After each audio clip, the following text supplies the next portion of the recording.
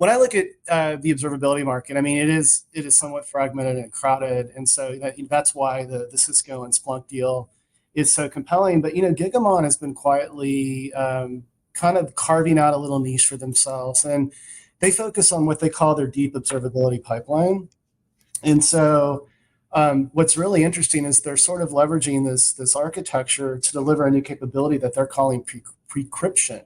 And I wrote a Forbes article a few weeks ago, and I kind of positioned it as a sixth sense, and from the perspective that what Precryption does, it leverages open architecture to basically provide threat visibility and encrypted cloud traffic. And so it doesn't require key collection. It's using a concept called perfect forward secrecy, or PFS. And that's a capability that ensures only intended endpoints can decrypt messages. So, and when I looked at it on the surface, I shared, some initial feedback that, hey, is this kind of exploiting sort of a backdoor to be able to do this? But the company assured me that no, they're leveraging standard, API calls and that sort of thing to accomplish this.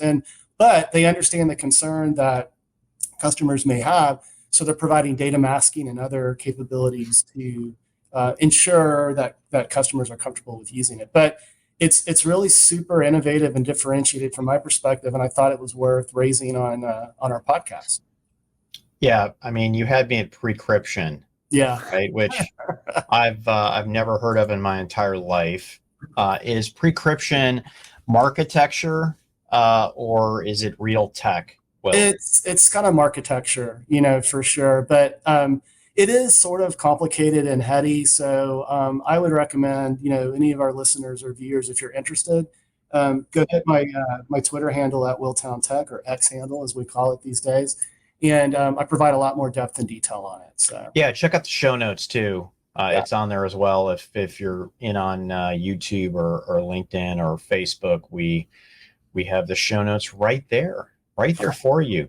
Hey, let's get into our last topic. By the way, one thing I really appreciate is that we stay on time here. There's other podcasts that I do that's like, we are never on time.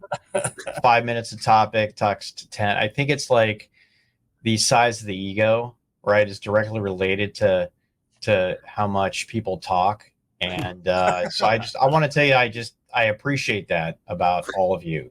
Less is more, right? Less is more sometimes. Less is more, and more is more head. And by the way, I had a tech company. I was on the phone, and they're like, we just need more insights on this. And I'm like, Bingo. Yeah, you do.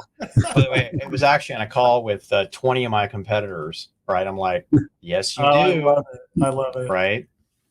There we go. And somebody even said on the same call, more heads are better than one. And I'm like, yeah, more heads are better than one. So anyways, how weird is that? Is that the worst dad humor ever? It's good stuff. Good dad jokes, Pat.